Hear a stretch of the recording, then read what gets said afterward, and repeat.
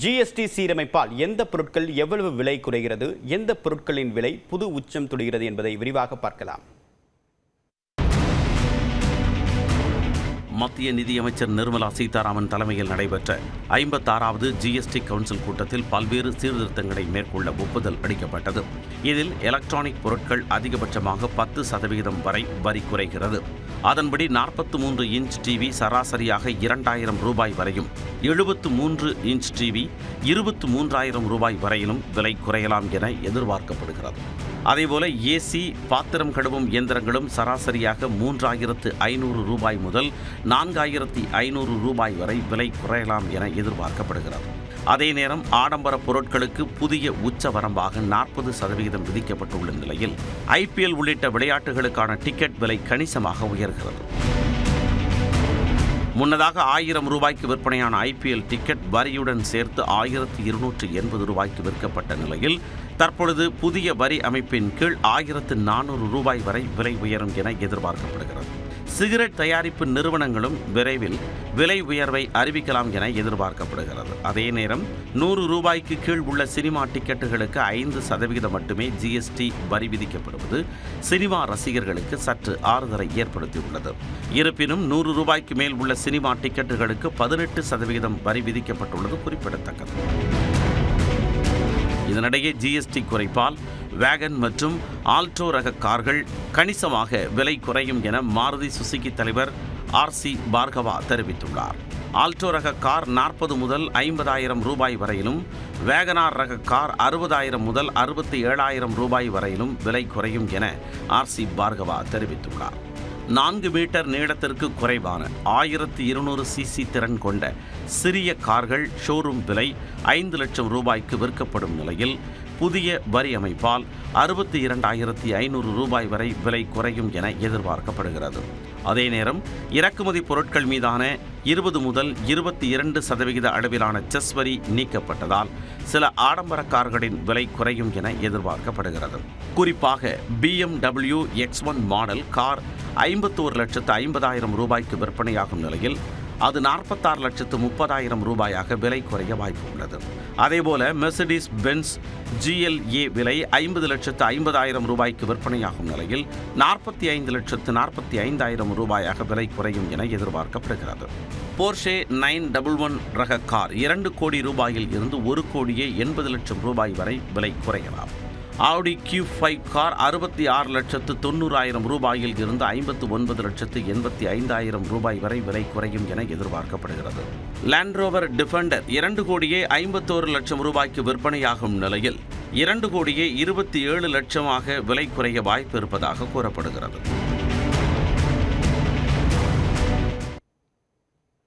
முன்னாள் அமைச்சர் செங்கோட்டையன் இன்று மனம் திறந்து பேசுவதாக அறிவித்திருக்கும் நிலையில் அவர் என்ன பேசப் போகிறார், விரிவாக பார்க்கலாம் இந்த தொகுப்பில். அதிமுக பொதுச் செயலாளர் எடப்பாடி பழனிசாமிக்கும் அக்கட்சியின் மூத்த தலைவரும் முன்னாள் அமைச்சருமான செங்கோட்டையனுக்கும் இடையே நீண்ட நாட்களாக பிரச்சினை நிலவுகிறது. எம்ஜிஆர் கட்சி தொடங்கியது முதலே அதிமுகவில் இருந்து வரும் செங்கோட்டையன் ஜெயலலிதா தலைமையிலும் பல்வேறு பொறுப்புகளை வகித்துள்ளார். ஜெயலலிதா மறைவுக்கு பின் செங்கோட்டையன் முதலமைச்சர் ஆவார் என எதிர்பார்க்கப்பட்ட நிலையில் திடீரென எடப்பாடி பழனிசாமி முதலமைச்சரானார். EPS தலைமையிலான அரசில் பள்ளிக்கல்வித்துறை அமைச்சராக செங்கோட்டையன் தொடர்ந்தார். இருப்பினும் கட்சியில் தனக்கு உரிய மரியாதை வழங்குவதில்லை, ஈரோடு இடைத்தேர்தலின் போது தன்னிடம் ஆலோசிக்கவில்லை என செங்கோட்டையன் தொடர்ந்து அதிருப்தியில் இருந்ததாக கூறப்பட்டது.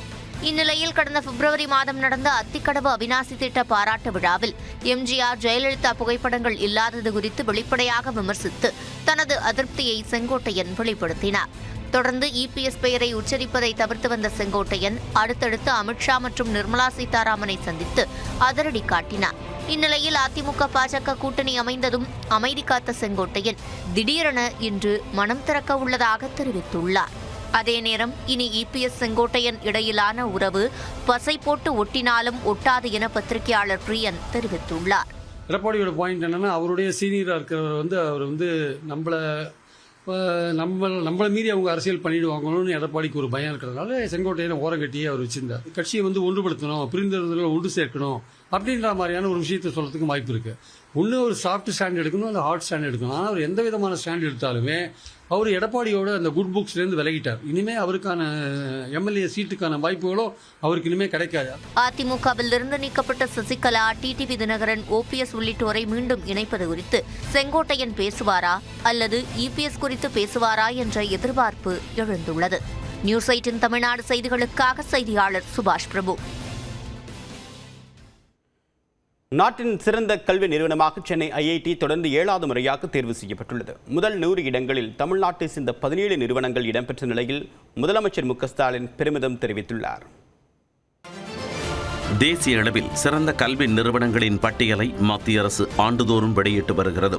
அதன்படி ஒட்டுமொத்தமாகவும் பல்கலைக்கழகம், பொறியியல், நிர்வாகம், சட்டம், மருத்துவம், மருந்தியல் உள்ளிட்ட 16 பாடப்பிரிவுகள் வாரியாக தனித்தனியாகவும் சிறந்து விளங்கும் கல்வி நிறுவனங்களின் பட்டியலை மத்திய கல்வி அமைச்சர் தர்மேந்திர பிரதான் டெல்லியில் வெளியிட்டார். இதில் ஒட்டுமொத்த அளவிலான சிறந்த கல்வி நிறுவனமாக சென்னை ஐஐடி தொடர்ந்து 7வது முறை தேர்வாகியுள்ளது. அதேபோல் பொறியியல் பிரிவிலும் 10வது முறையாக முதலிடம் பிடித்துள்ள சென்னை ஐஐடி புத்தாக்க பிரிவிலும் முதலிடம் பிடித்துள்ளது. நம்மளோட இன்னோவேஷன் அண்ட் ஆண்டர்பிரினர்ஷிப் நிறைய ஸ்டார்ட் அப்ஸ் நம்ம உருவாக்கணும். நம் குழந்தைகளை அவர்களை ஒரு எஜமானர்களாக ஆக்க வேண்டிய ஒரு பெரிய ரெஸ்பான்சிபிலிட்டி நமக்கு இருக்கு. இரண்டாவதாக சஸ்டைனபிள் டெவலப்மெண்ட் கோல்ஸ் 17 கோல்ஸ் கொடுத்துருக்காங்க யுனைடெட் நேஷன்ல. அதுக்கு நம் ரிசர்ச் நம்மளோட ஆக்டிவிட்டீஸை அலைன் செய்ய வேண்டும். சென்னை ஐஐடி தொடர்ந்து முதலிடத்தில் இருப்பதற்கு அங்கு அதிக அளவில் ஆன்லைன் படிப்புகள் நடைமுறைப்படுத்துவதும் ஒரு காரணம் என்கின்றனர் கல்வியாளர்கள். ஐஐடி மெட்ராஸ் தொடர்ந்து முன்னிலையில் இருக்கிறது NIRF ரேங்கிங்கில் பல காரணங்கள். ஒன்று consistently they are very well hired and research social community commitment நிறையா இருக்குது ஐஐடி மெட்ராஸில் இருக்கிற ப்ராஜெக்ட்ஸில். அதுக்கப்புறம் நீங்கள் பார்த்தீங்கன்னா இந்த புதுமையான கோர்சஸ் ஆன்லைனில் நிறைய கோர்சஸ் இன்ட்ரடியூஸ் பண்ணுறாங்க. தமிழ்நாட்டைச் சேர்ந்த Amrita Vishwa Vidyapeetham, VIT, SRM science and technology, Saveetha, Anna பல்கலைக்கழகம், Trichy NIT, Kalasalingam academy of research and education ஆகியவை முதல் 50 இடங்களுக்குள் வந்துள்ளன. மாநில பல்கலைக்கழக பட்டியலில் கடந்த ஆண்டு முதலிடத்தில் இருந்த அண்ணா பல்கலைக்கழகம் நடப்பாண்டில் 2வது இடத்திற்கு தள்ளப்பட்டுள்ளது. மேற்கு வங்கத்தைச் சேர்ந்த ஜத்வப்பூர் பல்கலைக்கழகம் முதலிடம் பிடித்துள்ளது. பாரதியார் பல்கலைக்கழகம், அழகப்பா பாரதிதாசன் சென்னை பல்கலைக்கழகம் ஆகிய தமிழ்நாடு அரசு பல்கலைக்கழகங்கள் முதல் 20 இடங்களுக்குள் வந்துள்ளன. கல்லூரிகள் பட்டியலில் கோவை PSGR கிருஷ்ணம்மாள் மகளிர் கல்லூரி 9வது இடத்திலும், கோவை PSG கலை அறிவியல் கல்லூரி 10வது இடத்திலும் உள்ளது. மருத்துவக் கல்லூரியை பொறுத்தவரை வேலூர் CMC 3வது இடத்தையும், புதுச்சேரி ஜிப்மர் 4வது இடத்தையும் பிடித்துள்ளது. அரசின் மெட்ராஸ் மெடிக்கல் காலேஜ் 16வது இடத்தில் உள்ளது. பார்மசி கல்லூரிகளில் SRM பல்கலைக்கழகம் 10வது இடத்திலும், பல் மருத்துவக் கல்லூரியில் சபிதா 2வது இடத்திலும் உள்ளன. வேளாண் கல்வி நிறுவனங்களில் தமிழ்நாடு வேளாண் பல்கலைக்கழகம் 6வது இடத்தில் உள்ளது. ஒட்டுமொத்த பட்டியலில் முதல் 100 இடங்களில் 17 கல்வி நிறுவனங்கள் தமிழ்நாட்டைச் சேர்ந்தவையாகும். அதிலும் 6 கல்வி நிறுவனங்கள் தமிழ்நாடு அரசு நிறுவனங்களாகும். இதை குறிப்பிட்டு பெருமிதம் தெரிவித்துள்ள முதலமைச்சர் மு க ஸ்டாலின், தமிழ்நாடு உயர்கல்வியில் சிறந்து விளங்குவது மீண்டும் ஒருமுறை நிரூபணமாகியுள்ளதாக எக்ஸ் பக்கத்தில் பதிவிட்டுள்ளார். அனைவரையும் உள்ளடக்கிய, அனைத்து பகுதிகளுக்கும் பரவிய, அனைத்து பின்னணியில் இருந்து வரும் மாணவர்களையும் வரவேற்று வாய்ப்பளிக்கும் தமிழ்நாட்டின் உயர்கல்வி சூழலுக்கு கிடைத்த வெற்றி இது எனவும் முதலமைச்சர் கூறியுள்ளார். நியூஸ் 8 தமிழ்நாடு தொலைக்காட்சி செய்திகளுக்காக செய்தியாளர் லிபிகா படரிவேல். சென்னையில் விசாரணைக்காக சென்ற போலீசாரை தாக்கிய சம்பவம் அதிர்ச்சியை ஏற்படுத்தியுள்ளது. தண்ணீர் பிரச்சனையை தீர்க்க சென்றவரின் நெஞ்சில் கை வைத்தவர்களுக்கு தக்க பாடம் புகட்டப்படுமா?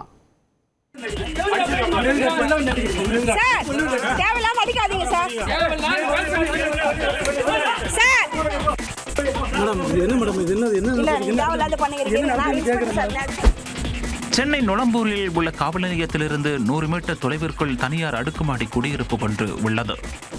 அந்த குடியிருப்பில் தண்ணீர் திறந்து விடுவது தொடர்பாக அங்குள்ள 2 தரப்பினர் இடையே வாக்குவாதம் ஏற்பட்டதாக கூறப்படுகிறது. உடனே தங்களிடம் தகராறு செய்வதாக பெண் ஒருவர் உதவி எண் 100க்கு புகார் கொடுத்திருக்கிறார். உடனே இரவில் ரோந்து பணியில் இருந்த நுளம்பூர் காவல் நிலைய காவலர் பாலாஜி பெண் காவலர் மஞ்சு என்பவருடன் அங்கு சென்றிருக்கிறார். சம்பவ இடத்திற்கு சென்றதும் குடியிருப்பு நிர்வாகிகள் நீங்கள் ஏன் இங்கு வந்தீர்கள் என தெனாவட்டாக கேள்வி எழுப்பியிருக்கின்றனர். எங்க ஏரியாவுக்குள்ள எப்படி வரலாம் என கேட்டு ஒருமையில் பேசியதாகவும் தெரிகிறது. புகாரின் பேரில் தான் விசாரணைக்கு வந்ததாக காவலர் பாலாஜியும் கூறியிருக்கிறார். அப்போது பேசிக் கொண்டிருந்த போதே அங்கு வந்த நபர் ஒருவர் காவலரின் நெஞ்சில் கை வைத்து தாக்கி இருக்கிறார். அதற்கு போலீஸ் மீதே கை வைப்பீர்களா என பெண் காவலர் கேட்டதும் அந்த அடாவடி நபர் நான் அட்வொகேட் என்று அகங்காரமாக கூறியிருக்கிறார். அதுவரை அமைதியாக இருந்த மற்றொருவர் தனது பங்கிற்கு நான் ரிட்டையர்டு எஸ்ஐ என கூறியிருக்கிறார். மேலும் காவலர் பாலாஜியை தள்ளிவிட்டு அவரது கன்னத்திலும் அறைந்திருக்கிறார்.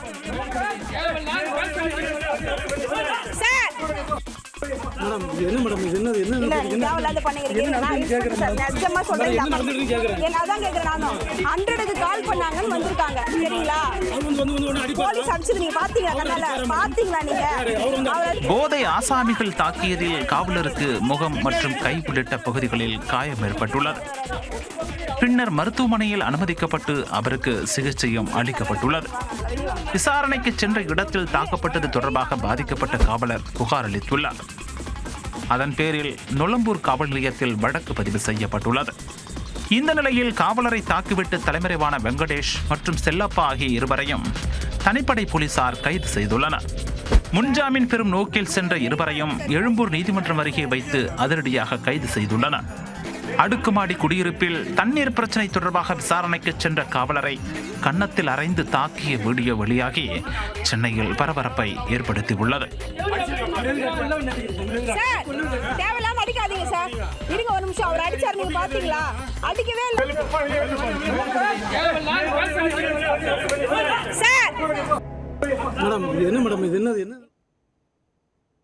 தொடர்ந்து ஒரு நிமிட செய்திகளை பார்க்கலாம்.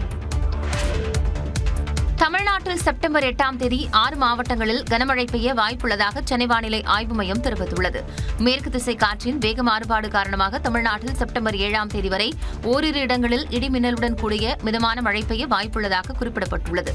செப்டம்பர் 8ஆம் தேதி ராமநாதபுரம், சிவகங்கை, புதுக்கோட்டை, தஞ்சாவூர், திருவாரூர் மற்றும் நாகப்பட்டினம் மாவட்டங்களில் ஓரிரு இடங்களில் கனமழை பெய்யக்கூடும் என்றும், செப்டம்பர் 9ஆம் தேதி கோயம்புத்தூர் மாவட்டத்தின் மலைப்பகுதிகள், நீலகிரி மற்றும் தேனி மாவட்டங்களில் ஓரிரு இடங்களில் கனமழை பெய்ய வாய்ப்புள்ளதாகவும் கணித்துள்ளது.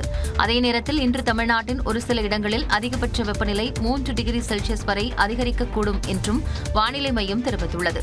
சென்னை மற்றும் புறநகர் பகுதிகளில் வானம் ஓரளவு மேகமூட்டத்துடன் காணப்படும் என்றும், ஓரிரு இடங்களில் லேசான மழைக்கு வாய்ப்புள்ளதாகவும் கூறப்பட்டுள்ளது. டெட் கட்டாய தேர்வு தொடர்பாக உச்சநீதிமன்றத்தில் மறுசீராய்வு மனு தாக்கல் செய்ய திட்டமிட்டுள்ளதாக அமைச்சர் அன்பில் மகேஷ் தெரிவித்துள்ளார். ஆசிரியர் பணியில் தொடர்வதற்கும் பதவி உயர்வு பெறுவதற்கும் ஆசிரியர் தகுதி தேர்வில் தேர்ச்சி பெற்றிருப்பது கட்டாயம் என உச்சநீதிமன்றம் தீர்ப்பளித்துள்ளது. இதுகுறித்து சென்னை கோட்டூர்புரத்தில் உள்ள அண்ணா நூற்றாண்டு நூலகத்தில் பல்வேறு ஆசிரியர் சங்க பிரதிநிதிகளுடன் கருத்து கேட்கும் கூட்டம் நடைபெற்றது. பள்ளிக் கல்வித்துறை அமைச்சர் அன்பில் மகேஷ் தலைமையில் நடைபெற்ற இந்த ஆலோசனைக் கூட்டத்தில் அடுத்த கட்ட நடவடிக்கை குறித்து ஆலோசிக்கப்பட்டது. தொடர்ந்து செய்தியாளர்களிடம் பேசிய அமைச்சர் அன்பில் மகேஷ் சிறப்பு டெட் தேர்வை ஆசிரியர்களுக்கு வைக்கலாமா என ஆலோசித்ததாக கூறினார்.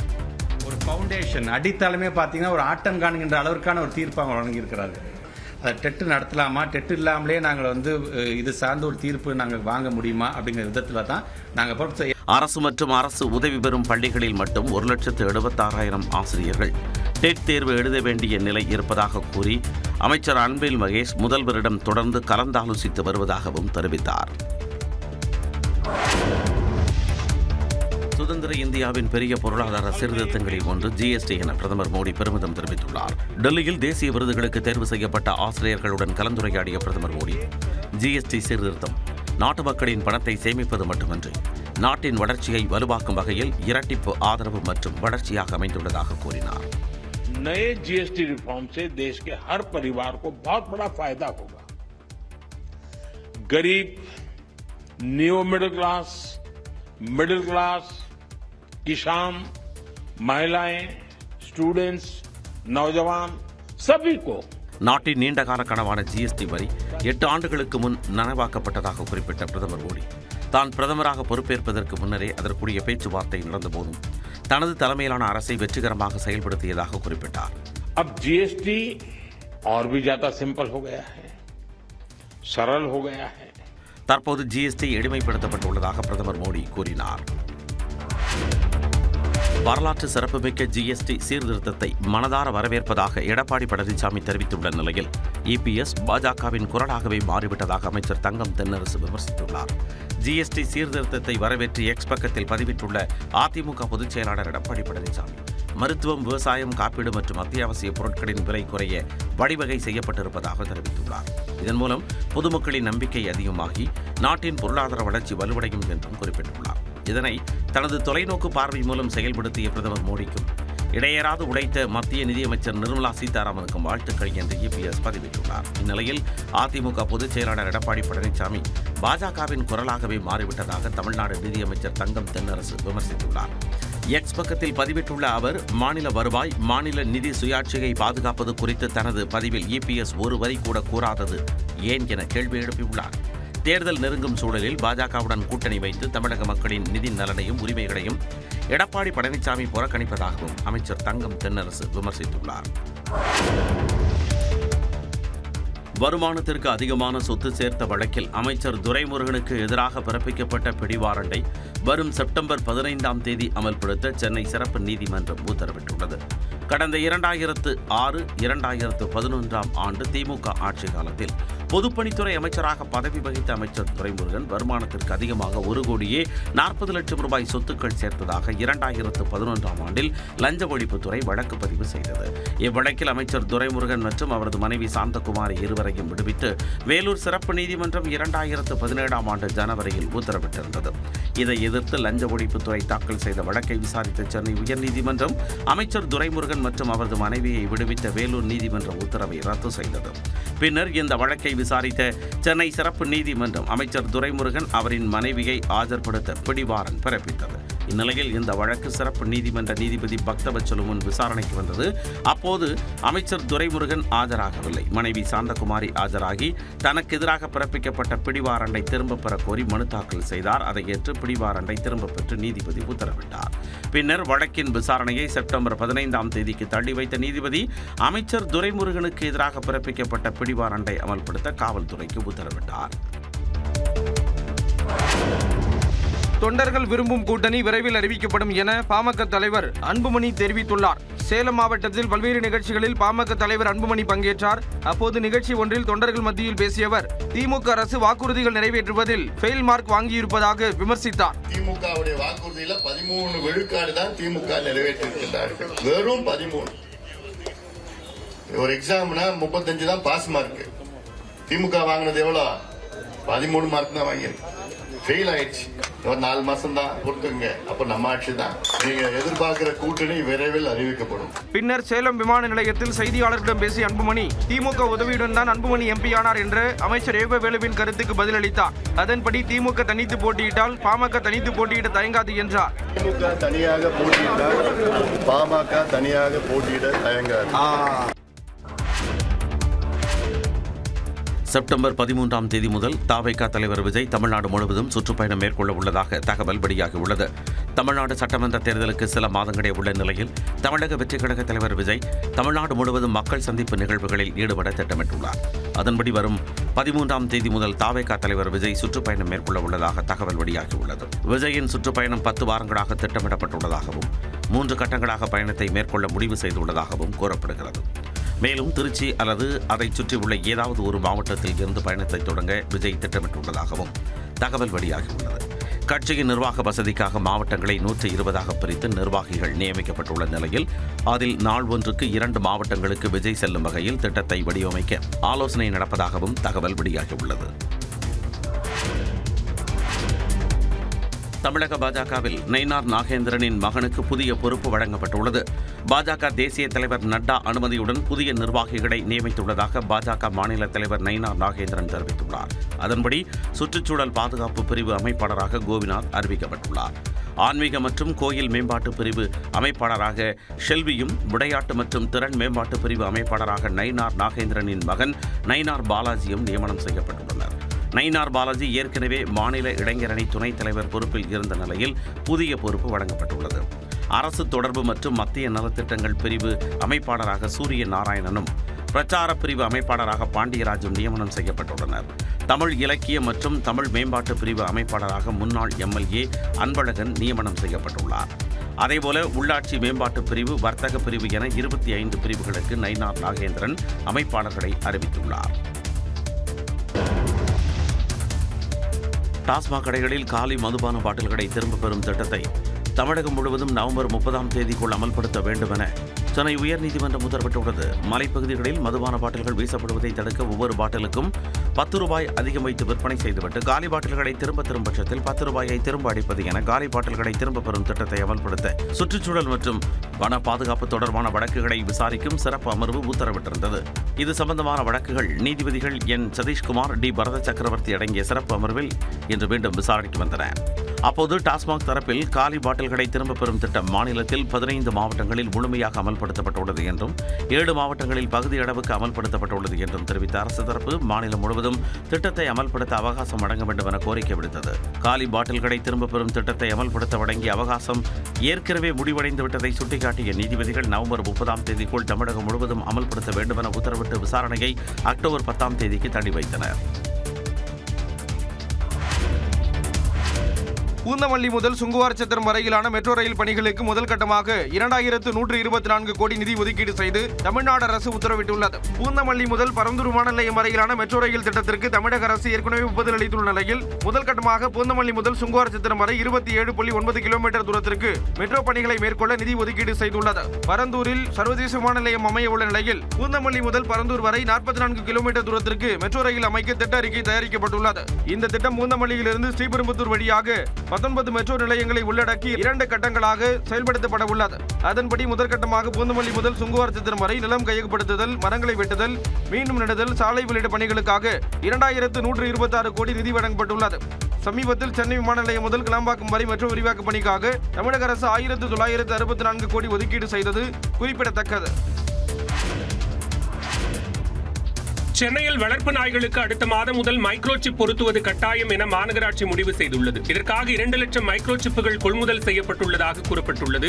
இந்த மைக்ரோசிப்புகளை பொருத்துவது எப்படி என தனியார் மற்றும் அரசு கால்நடை மருத்துவமனைகளுக்கு விரைவில் வழிகாட்டு நெறிமுறைகள் வழங்கப்படும் என எதிர்பார்க்கப்படுகிறது. வளர்ப்பு நாய்களுக்கு தடுப்பூசி போட வரும்போது மைக்ரோசிப் பொருத்துமாறு அறிவுறுத்த திட்டமிட்டுள்ளது. அவ்வாறு பொருத்தாத நாயின் உரிமையாளர்களுக்கு 3000 ரூபாய் அபராதம் விதிக்கவும் சென்னை மாநகராட்சி முடிவு செய்துள்ளதாக தெரிகிறது. இவ்வாறு மைக்ரோசிப் பொருத்தப்படும் நாய்களை அதற்கான செயலி மூலம் கண்காணிக்க சென்னை மாநகராட்சி முடிவு செய்துள்ளது. தற்போது வரை 11,000 தெருநாய்களை மைக்ரோசிப் பொருத்தி கண்காணித்து வருவதாக சென்னை மாநகராட்சி தரப்பில் தெரிவிக்கப்பட்டுள்ளது. சட்டவிரோதமாக ஆன்லைன் சூதாட்ட செயலியை விளம்பரப்படுத்தியதற்காக இந்திய கிரிக்கெட் வீரர் ஷிகர் தவானுக்கு அமலாக்கத்துறை சம்மன் அனுப்பியுள்ளது. 1xBet ஆன்லைன் சூதாட்ட செயலியை தனது சமூக வலைதள பக்கத்தில் இந்திய அணியின் நட்சத்திர வீரர் ஷிகர் தவான் விளம்பரப்படுத்தியுள்ளார். இதற்காக நேரில் ஆஜராக அமலாக்கத்துறை சம்மன் அனுப்பியுள்ளது. ஆன்லைன் சூதாட்ட செயலி மூலமாக சட்டவிரோத பணப்பரிவர்த்தனை நடைபெற்றதாக குற்றச்சாட்டு எழுந்தது. இந்நிலையில் சட்டவிரோத ஆன்லைன் சூதாட்ட செயலியை விளம்பரப்படுத்திய சினிமா பிரபலங்கள், கிரிக்கெட் வீரர்கள், சமூக வலைதள நிறுவனங்களுக்கு அமலாக்கத்துறை தொடர்ந்து நோட்டீஸ் அனுப்பி விசாரித்து வருகிறது.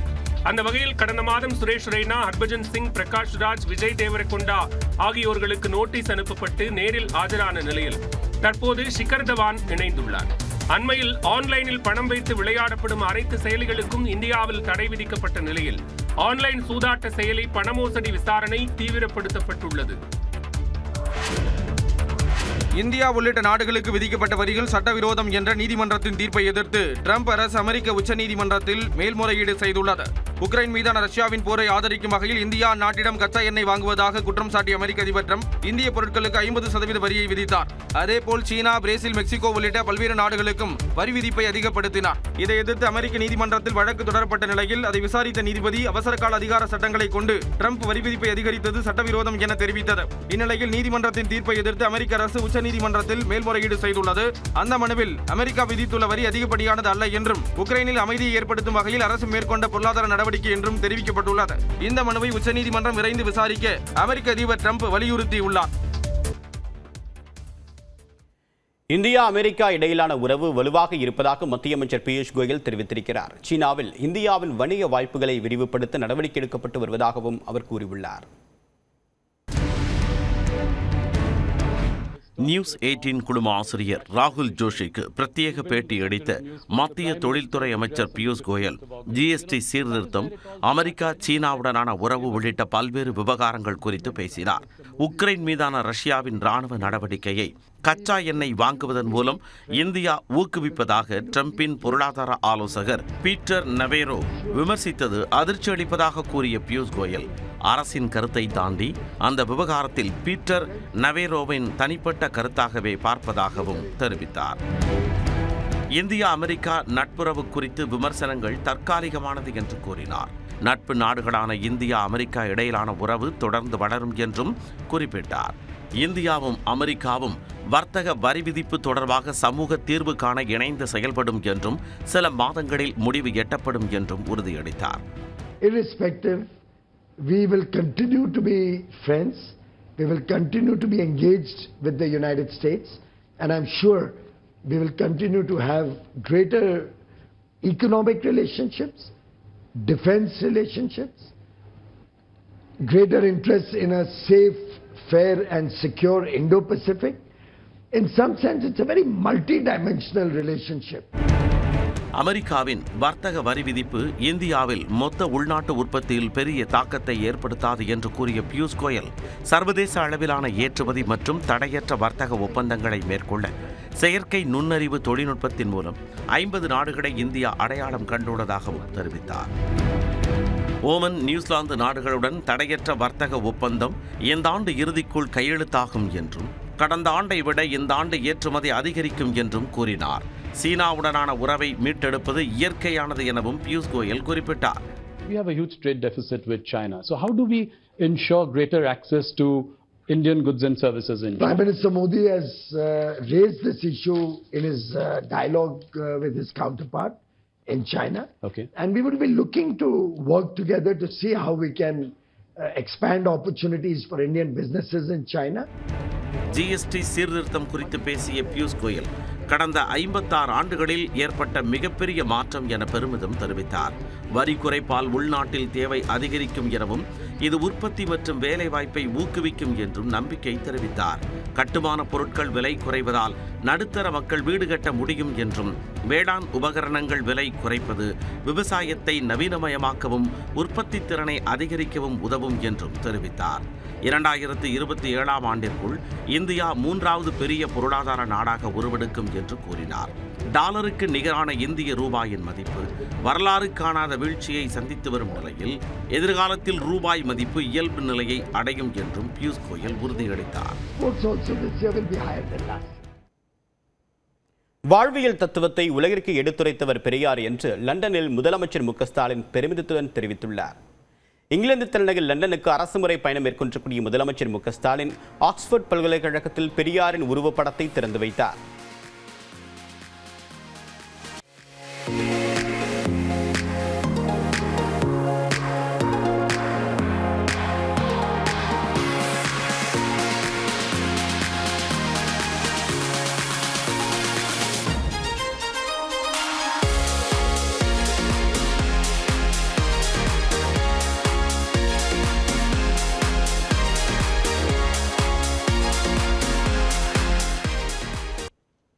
இரண்டு புத்தகங்களை வெளியிட்ட முதலமைச்சர் மு க ஸ்டாலின் பெரியாரின் மரபு மற்றும் திராவிட சிந்தனையின் ஆழமான தாக்கம் என்ற தலைப்பில் சிறப்புரையாற்றினார்.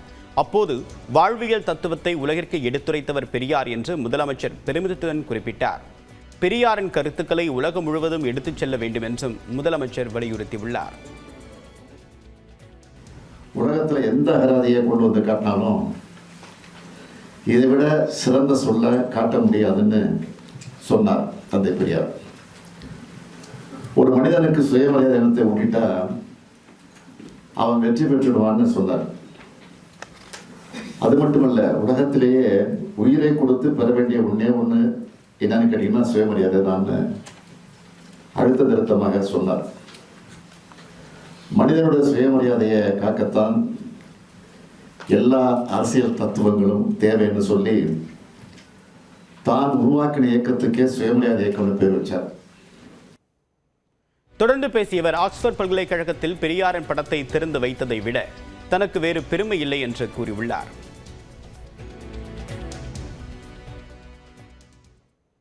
தொடர்ந்து எக்ஸ்பிரஸ் 18 செய்திகளை பார்க்கலாம். 3 நாட்கள் தொடர் விடுமுறை காரணமாக சென்னையில் இருந்து லட்சக்கணக்கான மக்கள் சொந்த ஊர்களுக்கு புறப்பட்டு சென்றதால் தாம்பரம் GST சாலையில் கடும் போக்குவரத்து நெரிசல் ஏற்பட்டது. ஓணம் பண்டிகை மற்றும் மிலாது நபி இன்று கொண்டாடப்படுகிறது.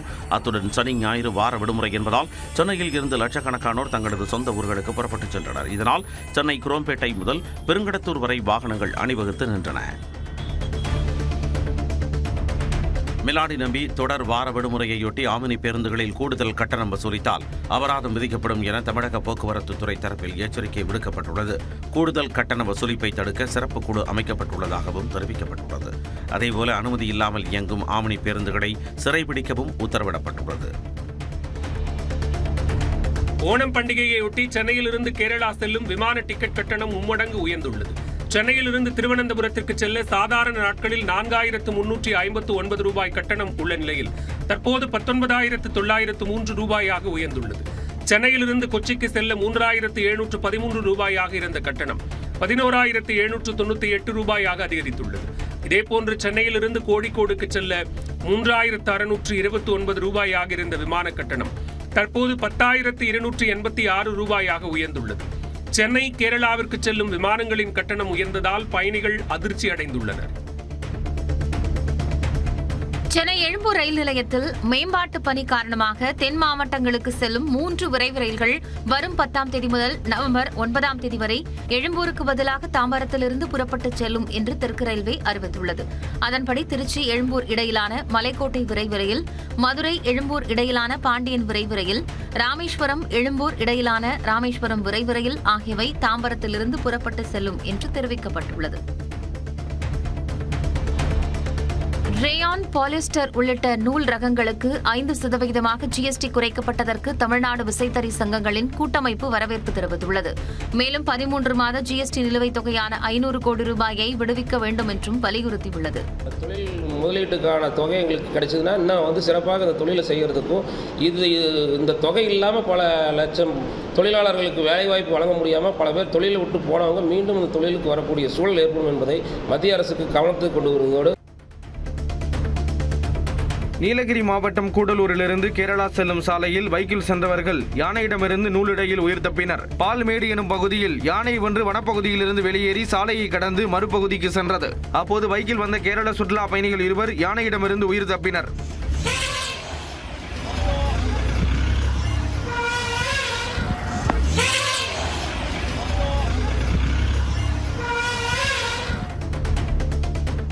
தருமபுரி மாவட்டம் பாலக்கோடு அருகே பள்ளி நேரத்தில் வராத அரசு பேருந்தை சிறைப்பிடித்த மாணவர்கள் திடீர் சாலை மறியலில் ஈடுபட்டனர். மல்லுப்பட்டியில் இயங்கி வரும் அரசு பள்ளியில் காடுச்செட்டிப்பட்டியை சுற்றியுள்ள 100க்கும் மேற்பட்ட மாணவ மாணவிகள் படிக்கின்றனர். இவர்கள் பள்ளிக்கு சென்று வர உரிய நேரத்தில் அரசு பேருந்துகள் இயக்கப்படுவதில்லை என்று புகார் எழுந்துள்ளது. இதனால் தனியார் வாகனங்களை நம்பிச் செல்ல வேண்டிய நிலை இருப்பதாக கூறி மாணவர்கள் சாலை மறியலில் ஈடுபட்டனர். சக மனிதர்களை நேசிப்பவர்கள்தான் சமூகத்திற்கான மாற்றங்களை உருவாக்கியுள்ளதாக நியூஸ் 18 தமிழ்நாடு தொலைக்காட்சி ஆசிரியர் கார்த்திகை செல்வன் தெரிவித்துள்ளார். திண்டுக்கல்லில் 12வது புத்தக காட்சியில் அன்பின்றி அமையாது உலகு என்ற தலைப்பில் நடந்த நிகழ்ச்சியில் பேசிய அவர் அறிவு சார்ந்த ஒரு சமூகம் மிகவும் அவசியம் என்று கூறினார். இயற்கையின் படைப்பில் எல்லோரும் ஒன்று, எல்லாருமே ஒன்று தான். அப்படின்னா வெவ்வேறாக இருக்க முடியாதுல்ல. சமநீதி, இந்த சமநீதி தான் சமூக நீதி, வேற ஒன்றும் இல்லை. சக மனிதனை நேசிப்பதுங்கிறது தான் சமூக நீதி. சமூக நீதிங்கிறது ஒரு பெரிய அரசியல் சொல்லாடலாம் எடுத்துக்காதீங்க. பாலின பாகுபாட்டை தகர்த்தெறியாவிட்டால் நாட்டை பாதுகாக்க முடியாது என்று பள்ளிக்கல்வித்துறை நடத்திய மாநில அளவிலான பேச்சுப் போட்டியில் வெற்றி பெற்ற மாணவி இலக்கியா தெரிவித்துள்ளார்.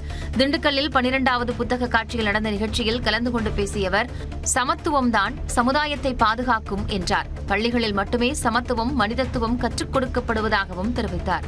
Women are paid less than men, which is a gender discrimination. And until we break them, India cannot attain its truest self. Tiruchendur Subramaniya சாமி கோயிலில் 13 மாதங்களுக்கு பிறகு தங்கத்தேர் வீதி உலா நடைபெற்றது. நேற்று மாலை சுவாமி ஜெயந்திநாதர் வள்ளி தேவானையுடன் தங்கத்தேரில் எழுந்தருளினார்.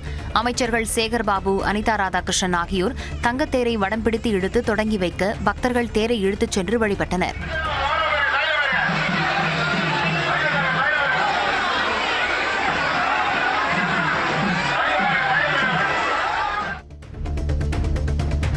கொடும் வெப்பத்தன்மையையும் மத்திய மாநில அரசுகள் பேரிடராக அறிவிக்க வேண்டும் என பூவுலகின் நண்பர்கள் அமைப்பு கோரிக்கை விடுத்துள்ளது. தவேகாவின் மாநாடுகளில் கடும் வெப்பத்தால் ஏற்பட்ட பாதிப்புகளை சுட்டிக்காட்டி இந்த கோரிக்கை விடுக்கப்பட்டுள்ளது. கொடும் வெப்பத்தை அளவிடுவதற்கான ஆய்வுகளை இந்திய வானிலை மையம் மற்றும் பிற ஆராய்ச்சி அமைப்புகள் மேற்கொள்ள வேண்டும் என்றும் கோரிக்கை விடுக்கப்பட்டுள்ளது. கொடும் வெப்பத்தன்மையை கணிக்க உருவாக்கப்பட்ட உலகளாவிய வெப்பநிலை குறியீடு முறையை இந்திய வானிலை மையம் செயல்படுத்த கோரிக்கை விடுக்கப்பட்டுள்ளது. துலீப் கோப்பை கிரிக்கெட் தொடரில் தமிழ்நாடு வீரர் ஜெகதீசன் சதம் விளாசியுள்ளார். தென்மண்டல அணிக்கு எதிரான போட்டியில் வடக்கு மண்டல அணி டாஸ் வென்று பந்து வீசியது. தென்மண்டல அணியின் தொடக்க வீரராக களமிறங்கிய தமிழ்நாட்டைச் சேர்ந்த விக்கெட் கீப்பர் ஜெகதீசன் சதம் விளாசினார். முதல் நாள் ஆட்ட நேர முடிவில் தென்மண்டல அணி 3 விக்கெட் இழப்பிற்கு 297 ரன்கள் சேர்த்துள்ள நிலையில் ஜெகதீசன் 148 ரன்களுடன் களத்தில் உள்ளார். அமெரிக்காவில் அடுத்த ஆண்டு நடைபெற உள்ள உலகக்கோப்பை கால்பந்து தொடருக்கான டிக்கெட் விலை நிர்ணயம் செய்யப்பட்டுள்ளது. அதன்படி இறுதிப் போட்டிக்கான ஒரு டிக்கெட் 5.9 லட்சம் ரூபாயாக விலை நிர்ணயிக்கப்பட்டுள்ளது. 48 அணிகள் பங்கேற்கும் உலகின் மதிப்புமிக்க கால்பந்து தொடரான ஃபிஃபா உலகக்கோப்பை போட்டிகள் 2026 ஜூன் 11 முதல் ஜூலை 17 வரை நடைபெற உள்ளது. கொடைக்கானலில் உலா வந்த காட்டெருமை ஒன்று வீட்டின் மாடிப்படிக்கட்டின் மீது ஏறி வீட்டிற்குள் சென்றதால் பரபரப்பு ஏற்பட்டது. வனப்பகுதியை விட்டு வெளியேறும் காட்டெருமைகள் கூட்டம் நகர்ப்பகுதிகளில் உலா வருவதும் குடியிருப்பு பகுதிகளில் முகாமிடுவதும் வாடிக்கையாக உள்ளது. அசம்பாவிதம் ஏற்படுவதற்கு முன் காட்டெருமைகளை தடுக்க முன்வர வேண்டும் என பொதுமக்கள் கோரிக்கை விடுத்துள்ளனர்.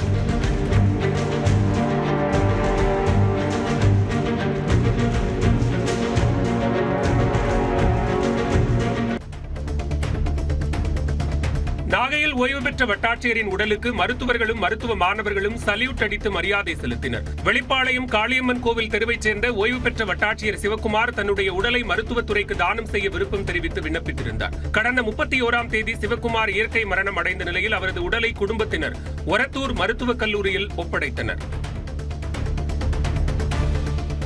சிவகாசி அருகே வெடி விபத்தில் 4 பேர் பலியான வழக்கில் கைதானவர் மீது குண்டர் தடுப்புச் சட்டம் பாய்ந்துள்ளது. விஜய கரிசல் குளத்தில் ஆகஸ்ட் 9ஆம் தேதி பொன்னுப்பாண்டி என்ற நபரின் வீட்டில் வைத்து சட்டவிரோதமாக பட்டாசு தயாரித்த போது ஏற்பட்ட வெடி விபத்தில் 4 பேர் உயிரிழந்தனர். விபத்து தொடர்பாக வீட்டின் உரிமையாளர் பொன்னுப்பாண்டி ஏற்கனவே கைதாகி சிறையில் உள்ள நிலையில் தற்பொழுது குண்டர் தடுப்புச் சட்ட நடவடிக்கை எடுக்கப்பட்டுள்ளது. கடலூரில் அனைத்து துறை சார்பில் சுனாமி பாதுகாப்பு ஒத்திகை தத்ரூபமாக நடைபெற்றது. சொத்திக்குப்பம், பரங்கிப்பேட்டை மீன் இறங்கு தளம் ஆகிய பகுதிகளில் மாவட்ட நிர்வாகம் சார்பில் நடைபெற்ற ஒத்திகையில் வருவாய், காவல், தீயணைப்பு, மருத்துவம் என அனைத்து துறையினரும் பங்கேற்றனர். சுனாமி ஏற்பட்டால் எவ்வாறு செயல்பட வேண்டும் என்று அவர்கள் செயல்முறை விளக்கம் அளித்தனர்.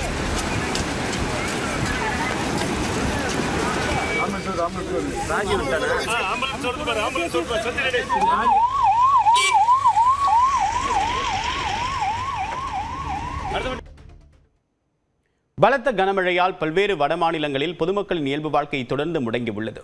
தலைநகர் டெல்லியில் யமுனை நதியின் நீர்மட்டம் அபாய கட்டத்தை தாண்டி நகருக்குள் தண்ணீர் புகுந்ததால் கடும் பாதிப்புகள் ஏற்பட்டுள்ளன.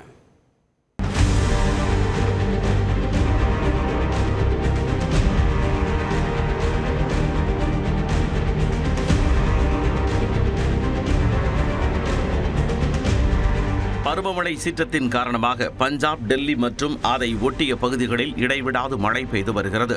தொடர் கனமழையால் யமுனா நதியின் நீர்மட்டம் 207.39 மீட்டராக உயர்ந்தது. 2013ஆம் ஆண்டு பதிவான 207.32 மீட்டரை தாண்டி வரலாற்றில் இதுவரை பதிவான 3வது அதிகபட்ச நீர்மட்டமாகும். இது மேலும் உயரும் என்று எதிர்பார்க்கப்படுகிறது. வருவாய்த்துறையின் தகவலின்படி 8018 பேர் தற்காலிக முகாம்களுக்கு மாற்றப்பட்டுள்ளனர். 2030 பேர் 13 நிரந்தர தங்குமிடங்களுக்கு மாற்றப்பட்டனர். தலைநகர் டெல்லி கடுமையான மழையால் தத்தளிப்பதால் சாலையில் போக்குவரத்து நெரிசல்கள் துயரத்தை அதிகரித்தன.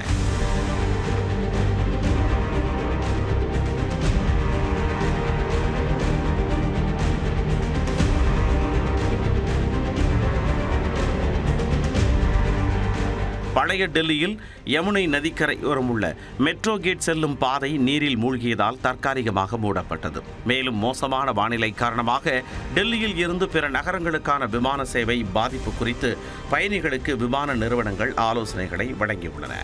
நிகம்போத் காட் பகுதியில் தகன மேடைக்குள் தண்ணீர் புகுந்ததால் அங்கு தகனங்கள் தொடர்ந்து நிறுத்தப்பட்டன. தென்கிழக்கு டெல்லியின் மதன்பூர் காதர் விஸ்வகர்மா காலனி நீரில் மூழ்கியதை அடுத்து தேசிய பேரிடர் மீட்புப் படையினர் மீட்புப் பணியில் ஈடுபட்டனர். ஹரியானா மாநிலம் குருகிராமில் உள்ள ராஜீவ் சவுக் சுரங்கப்பாதை 3 நாட்களுக்கு முன்பு பெய்த மழையின் போது தண்ணீரால் நிரம்பியது. அது இன்னும் வெளியேற்றப்படாததால் சிறுவர்களும் இளைஞர்களும் விளையாடும் நீச்சல் குளமாக மாறியது.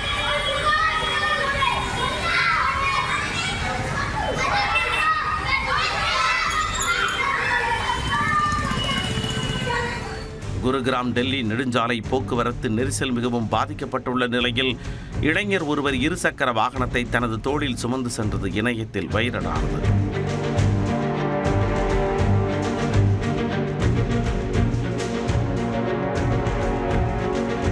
இந்நிலையில் ஜம்மு காஷ்மீரில் செனாப் நதியில் நீர்மட்டம் உயர்ந்ததால் பாக்லிஹார் அணையின் மதகுகள் திறக்கப்பட்டன.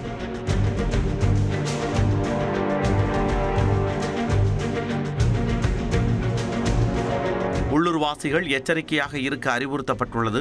புத்கா மாவட்டத்தில் வெள்ளத்தால் பாதிக்கப்பட்ட பகுதிகளில் பேரிடர் படையினர் மீட்புப் பணிகளில் ஈடுபட்டனர். அனந்த்நாக் பகுதியில் காவல்துறையினர் மீட்புப் பணியில் இறங்கினர். ராஜஸ்தான் மாநிலம் அஜ்மீரில் கனமழையால் ஜவஹர்லால் நேரு மருத்துவமனை பகுதியில் வெள்ள நீர் பெருக்கெடுத்தது. அஜ்மீர் பிகானேர் நெடுஞ்சாலை சேதமடைந்ததால் வாகனங்கள் சேற்றில் சிக்கின. சென்னை எண்ணூரில் 2 பேருந்துகள் நேருக்கு நேர் மோதியதில் 10க்கும் மேற்பட்டோர் காயமடைந்தனர். பிராட்வேயிலிருந்து எண்ணூர் நோக்கி சென்ற அரசு பேருந்து எண்ணூர் அனல்மின் நிலையம் அருகே கத்திவாக்கம் மேம்பாலத்தில் ஏறிய போது எதிரே வேகமாக இறங்கிய கல்லூரி பேருந்து மீது மோதியது. பலத்த காயமடைந்த அரசு பேருந்து ஓட்டுநர் சங்கருக்கு ஸ்டான்லி அரசு மருத்துவமனையில் தீவிர சிகிச்சை அளிக்கப்பட்டு வருகிறது. இதனிடையே கல்லூரி பேருந்து இயக்கிய ஓட்டுநர் குடிபோதையில் இருந்ததாக கூறப்படும் நிலையில் விசாரணை நடைபெற்று வருகிறது. சென்னையை அடுத்த ஆவடியில் தண்ணீர் வாளியில் விழுந்து 8 மாத குழந்தை உயிரிழந்தது சோகத்தை ஏற்படுத்தியுள்ளது. ராஜீவ்காந்தி தெருவைச் சேர்ந்த காந்தாமேரி தனது மூத்த மகளை அங்கன்வாடியில் இருந்து அழைத்து வர சென்றிருந்தார். 8 மாத பெண் குழந்தையை பாட்டி சொர்ணத்திடம் பார்த்துக் கொள்ளும்படி விட்டுச் சென்றுள்ளார். சொர்ணம் அசந்து தூங்கிய நேரத்தில் குழந்தை கழிவறை அருகே வைத்திருந்த தண்ணீர் பக்கெட்டில் தவறி விழுந்து உயிரிழந்தது. இதுகுறித்து காவல்துறையினர் விசாரித்து வருகின்றனர். கடலூர் கேஎன்பேட்டையில் தண்ணீர் வாளியில் தவறி விழுந்த 1.5 வயது குழந்தை உயிரிழந்தது சோகத்தை ஏற்படுத்தியுள்ளது. சிவசங்கரன் ஞானசௌந்தரி தம்பதியினருக்கு 1.5 வயதில் இரட்டை பெண் குழந்தைகள் இருந்த நிலையில் குணஸ்ரீ என்ற குழந்தை விளையாடிக் கொண்டிருக்கும் போது தண்ணீர் வாளியில் தவறி விழுந்துள்ளது. குழந்தையை காணாத பெற்றோர் அங்குமிங்கும் தேடிய நிலையில் தண்ணீர் வாளியில் சுயநினைவின்றி கிடந்த குழந்தையை மீட்டு கடலூர் அரசு மருத்துவமனைக்கு கொண்டு சென்றனர். அங்கு பரிசோதித்த மருத்துவர்கள் குழந்தை ஏற்கனவே இறந்துவிட்டதாக தெரிவித்தனர். அடுத்த கட்ட நடவடிக்கை குறித்து ஆலோசனை நடத்துவதற்காக சென்னை சிந்தாதிரிப்பேட்டை மேதன பூங்காவில் கூடிய தூய்மைப் பணியாளர்கள் கைது செய்யப்பட்டனர். சென்னையில் 5 மற்றும் 6வது மண்டலங்களில் தூய்மைப் பணிக்கான ஒப்பந்தம் தனியாருக்கு வழங்கப்பட்டதை கண்டித்து மாநகராட்சி தலைமை அலுவலகமான ரிப்பன் மாளிகை முன்பு தொடர் போராட்டத்தில் ஈடுபட்டனர். 13 நாட்களாக போராட்டம் நடத்திய அவர்கள் கைது செய்யப்பட்டு பின்னர் விடுவிக்கப்பட்டனர். இந்நிலையில் அடுத்த கட்ட நடவடிக்கை குறித்து ஆலோசனை நடத்துவதற்காக 300க்கும் மேற்பட்டோர் சிந்தாதிரிப்பேட்டை மேதின பூங்காவில் கூடினர். அவர்களை காவல்துறை அனுமதிக்க மறுத்த நிலையில் வாக்குவாதம் ஏற்பட்டது.